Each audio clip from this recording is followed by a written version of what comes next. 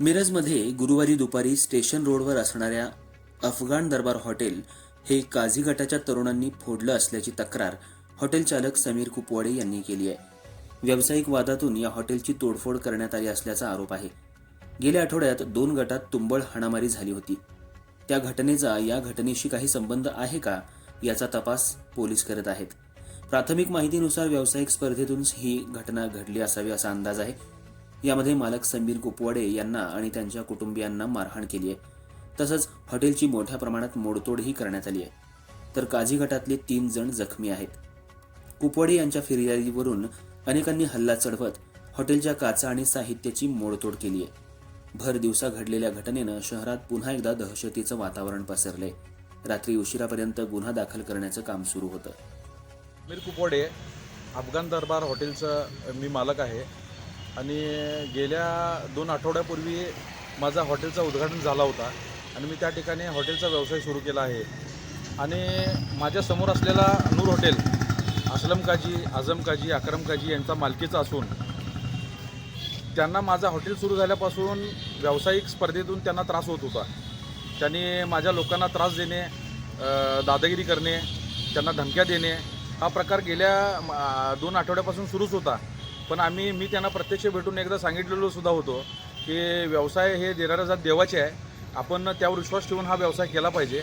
परंतु असलम काजी, आझम काजी, अकरम काजी असतील किंवा त्यांचा काजी घराणा असेल, ते गुन्हेगारी गुंड प्रवृत्तीचे असल्याने त्यांच्या डोक्यात एवढंच आहे की मिरज शहरामध्ये आमच्याशिवाय कुठलाही व्यवसाय कुणी करू नये, कुठलीच भानगड त्यांनी करू नये.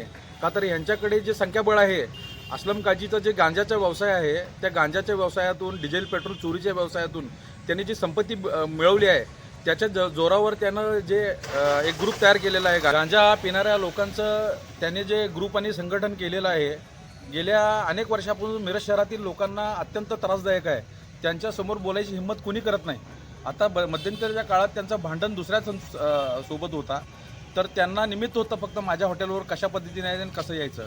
तर आज दुपारी मी हॉटेलवर असताना माझे आई आई आजारी असताना मी आईला हॉटेलमध्ये जेवणासाठी आणलो होतो.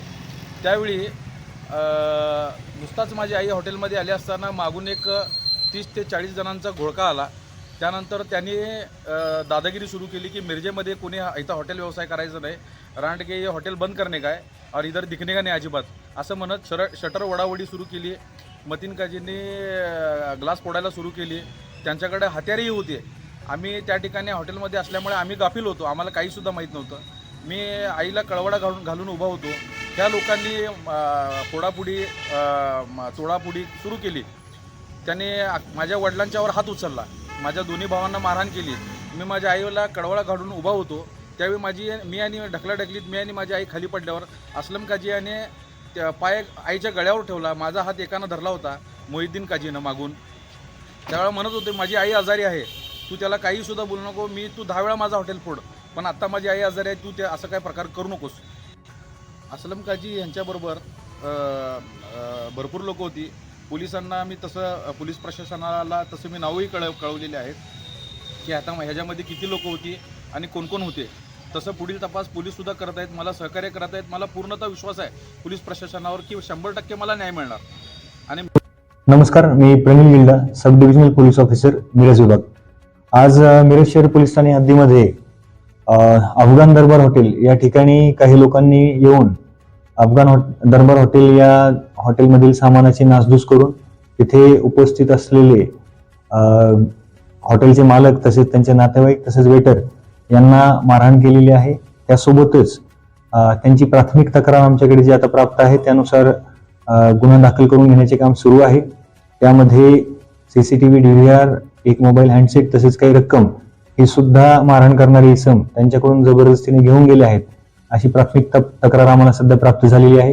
त्या अनुषंगाने तक्रार दाखल करून योग्य तो कलमाना अन्वये गुन्हा दाखल करून तपास करण्याचं काम मिरज शहर पोलीस स्टेशन करत आहे.